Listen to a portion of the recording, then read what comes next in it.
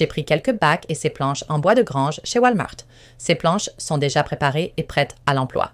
Il suffit d'enlever la ficelle à l'arrière. J'aimerais y ajouter un petit détail. Je vais donc utiliser un pochoir à chiffres en papier et ajouter un numéro pochoir en haut de chaque planche. Je veux ajouter un petit bouton en bas.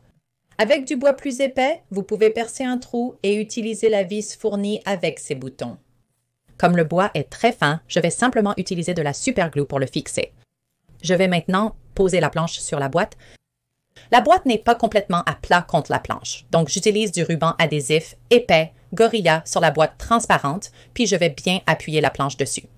Pour maintenir en place pendant environ 30 minutes le temps que ça prenne, utilisez quelque chose de lourd ou des serre-joints. Et je vais cacher quelques fournitures de loisirs créatifs qui ne rentrent vraiment nulle part ailleurs. J'ai cet aspect extérieur magnifique et épuré, et je peux facilement accéder à tout ce dont j'ai besoin quand je les sors. Avez-vous un endroit disgracieux chez vous où tous vos routeurs sont installés et souhaitez-vous cacher cette horreur? Mesurez d'abord l'espace, puis trouvez un panier adapté à ces dimensions. J'en ai trouvé un avec des lattes en bois espacées tout autour. Ce type de panier est idéal car il permet de faire passer aisément les câbles d'alimentation entre ces lattes. Une fois terminé, nous avons remis le panier là où étaient nos affreux routeurs. Maintenant, au lieu de les voir, vous voyez un joli panier à la place. J'adore cette astuce simple pour dissimuler vos routeurs à la vue de tous. Tu ne croiras pas ce que j'ai fait à ce jeu de société chiné. J'ai mélangé une demi-tasse d'eau bouillante avec 1 à 2 cuillères à soupe de teinture et je l'ai appliquée au pinceau sur une boîte à livres recouverte de lin en veillant à bien couvrir le lin exposé, y compris le bord intérieur. Je les ai laissés sécher complètement en veillant à les retourner plusieurs fois pendant le séchage pour qu'ils sèchent uniformément. Entre-temps, j'ai conçu une couverture de jeu de société avec Cricut Design Space. J'ai essayé plusieurs designs différents, mais j'ai constaté que les plus simples étaient ceux qui adhéraient le mieux au tissu en lin.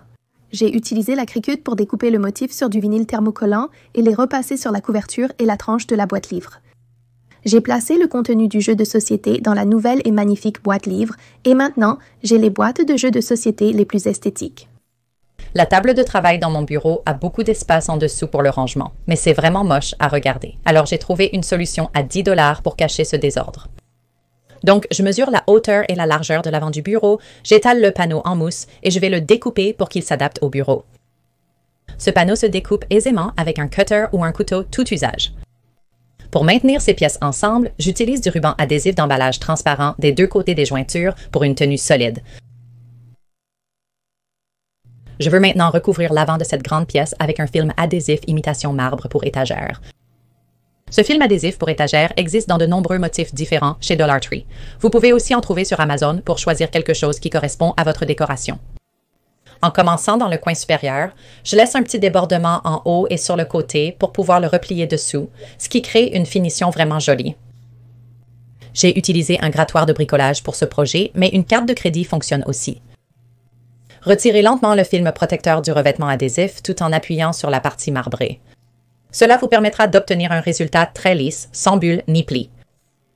J'ai utilisé presque 4 rouleaux pour ce projet, en appliquant la même technique et en les faisant légèrement se chevaucher. Pour fixer cela à mon bureau, j'utiliserai du velcro, également acheté chez Dollar Tree. Vous pourriez utiliser des crochets commons ou même un adhésif plus permanent. J'aime le velcro, car je peux l'enlever pour accéder à l'intérieur si besoin. Maintenant, j'ai un bureau qui a l'air propre. Je peux toujours ranger toutes mes affaires en dessous, mais je n'ai plus à voir le désordre, et personne d'autre qui entre dans mon bureau ne le voit non plus. Je vais vous montrer comment transformer un vieux livre trouvé dans une friperie ou sur votre propre étagère en une astuce déco géniale. La première chose à faire, c'est d'enlever quelques pages de ce livre, donc je vais utiliser 2 fournitures vraiment simples. Je prends une règle et mon couteau de bricolage. Je veux retirer environ 1/3 des pages de ce livre et je veux que les bords soient bien nets. Donc, je vais simplement couper une ligne droite tout le long, juste à côté de la reliure, et retirer les pages. Mais nous allons vieillir l'extérieur de ce livre. Je prends de la peinture noire et je vais simplement passer un pinceau sur les lettres argentées du dos de ce livre. Ensuite, pour lui donner un peu de vieillissement, je reviens avec un pinceau éponge et un peu de peinture grise sur le dos et la couverture du livre.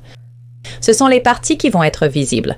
Une fois que toute la peinture est sèche, j'ajoute une touche finale avec un pinceau très fin et un peu de peinture dorée. Voilà, le livre est terminé. Je vais l'utiliser pour cacher mon routeur Wi-Fi. Un routeur est essentiel pour son rôle, mais son apparence laisse souvent à désirer. Donc, en creusant une partie de ce livre, je peux glisser mon routeur à l'intérieur. L'antenne peut toujours dépasser à l'arrière, ce qui signifie qu'il fonctionnera bien, mais avec une apparence plus esthétique. Je l'accessoirise simplement avec quelques autres livres et une plante artificielle. C'était une astuce tellement simple.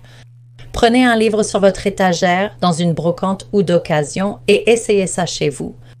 Alors je suis descendu chez Home Depot pour prendre des moulures décoratives.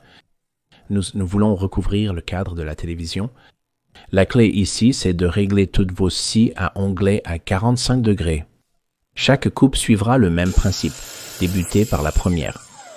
Directement à l'extrémité à 45 degrés, puis vous allez mesurer depuis la coupe intérieure jusqu'au bout de la longueur de la télévision. Votre prochaine coupe en onglet se fera ici. Tournez la scie de l'autre côté et faites une autre coupe à 45 degrés. Une fois que vous avez fait cette coupe, vous allez l'ajuster à la partie suivante. Ainsi, vous n'avez pas besoin de mettre ruban et obtenez le cadre supérieur et inférieur de taille identique. Marquez et coupez simplement avec un stylo. Après avoir découpé les 4 pièces, disposez-les. Assurez-vous que tout soit bien lisse et prêt à l'emploi. Mais le secret ici, c'est qu'il faut avoir de la colle. Cela maintiendra toutes les pièces ensemble.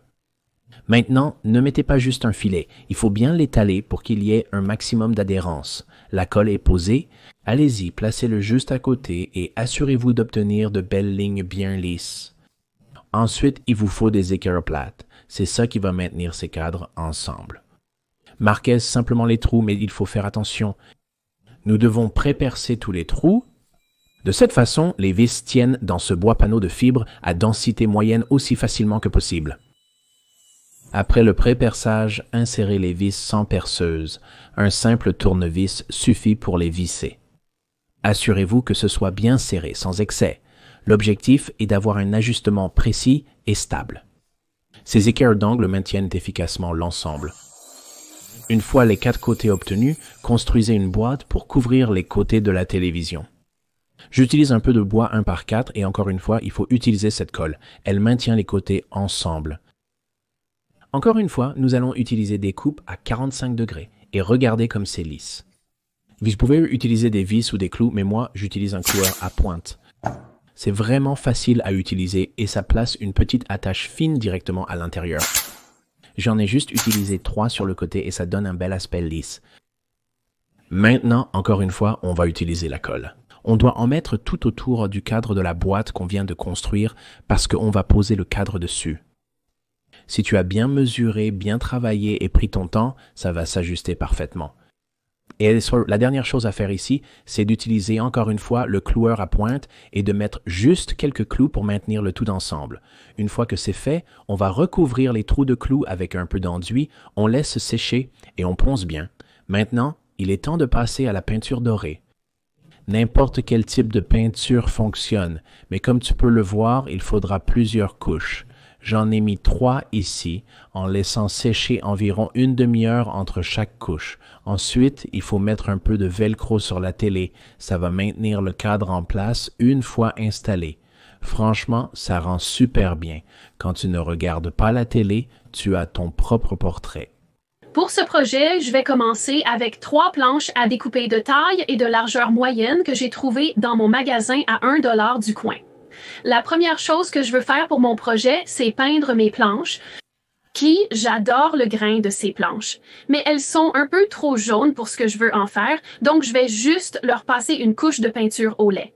Il faut bien penser à peindre l'intérieur de la poignée si tu en as une, et il faut aussi peindre les 2 côtés. Là, je ne vais pas m'inquiéter que ce soit trop opaque, parce que ça ne me dérange pas de voir un peu du grain du bois à travers la peinture. Je peux même prendre un chiffon et en essuyer un peu si je veux un effet un peu plus blanchi. Maintenant que la peinture est sèche sur mes 3 planches à découper, je vais prendre mon papier de verre et je veux juste user un peu les bords. J'adore l'aspect des objets vieillis, donc je veux donner à celle-ci un petit côté ancien. Pour finir ma planche avant de l'assembler, je vais utiliser de l'huile de chanvre. L'huile de chanvre est sans danger pour l'alimentation, mais elle fait aussi un excellent revêtement pour la peinture au lait ou la peinture à la craie. Je vais juste en mettre un peu sur un chiffon et je vais en frotter partout uniformément. Même si je ne vais pas manger sur ces planches à découper, je veux quand même protéger la peinture que j'ai mise dessus. Et je vais simplement frotter ça sur tous les côtés de chacune des planches. Avec les 3 planches poncées et huilées, elles sont prêtes à être assemblées ensemble. Elles vont sembler un peu grasses au début, mais cette huile va bien sécher dans les prochains jours. Pour assembler les planches, je veux travailler avec l'arrière de chacune des planches. Je vais donc les retourner ici. Et je veux m'assurer qu'elles sont toutes bien alignées et de niveau pour que les dessous soient tous au bon endroit. Ensuite, ce que je vais faire, c'est prendre certaines de ces charnières récupérées que j'ai et si vous n'en avez pas déjà utilisées. Vous pouvez toujours en acheter dans un magasin de bricolage, ce sont juste de petites charnières de piano ici, et vous voulez vous assurer que cette petite partie surélevée soit à l'intérieur. Vous ne voulez pas la mettre entre vos planches parce que cela va créer trop d'espace et je vais mesurer tout ça dans un instant. Donc, je vais m'assurer maintenant d'avoir quelques repères sur ma planche. Comme ça, je peux les utiliser pour aligner mes planches ici. Et je vais simplement les placer à environ 2,5 cm du haut de ma ligne là et à environ 2,5 cm du bas de ma ligne ici.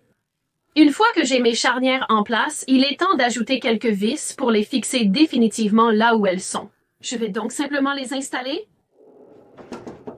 Je vais donc commencer par fixer seulement les 4 vis du bas, puis m'assurer que tout est parfaitement de niveau en bas avant de fixer toutes les autres vis. Ok, je vais donc vérifier que c'est bien de niveau. Et c'est parfait, donc je vais fixer le reste de mes vis. Vous pouvez voir que j'ai un peu fendu mon bois ici, mais ce n'est pas grave. Une fois que vous voyez l'extérieur, on ne le remarque vraiment pas, et en plus, ça ne me dérange pas. J'aime même l'aspect un peu usé et abîmé des choses. Maintenant que mes planches sont assemblées, je peux les glisser en place et couvrir ce coin encombré de mon plan de travail de cuisine. Elles se glissent si facilement, elles peuvent être déplacées facilement et maintenant je peux dissimuler toutes ces affaires dans ce coin.